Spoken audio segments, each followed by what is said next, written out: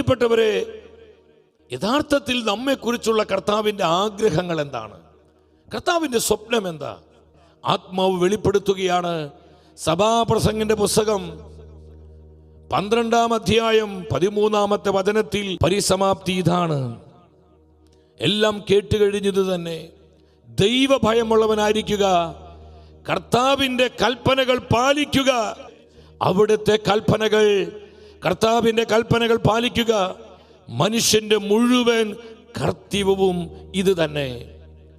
സകല മനുഷ്യരുടെയും ഉത്തരവാദിത്വം എന്ന് പറയുന്നത് കർത്താവിൻ്റെ കൽപ്പനകൾ അനുസരിച്ച് ജീവിക്കുക, കർത്താവിൻ്റെ വചനങ്ങളിൽ വ്യാപരിക്കുക. ഇവിടെയും എപ്പോഴും പരിശുദ്ധ വചനത്തെ മുറുകെ പിടിച്ച് ജീവിക്കുക. ഹല്ലേലൂയ. സഹോദരങ്ങളെ, അപ്രകാരമുള്ള ജീവിതമാണ് യഥാർത്ഥത്തിൽ അനുഗ്രഹത്തിൻ്റെ ജീവിതം.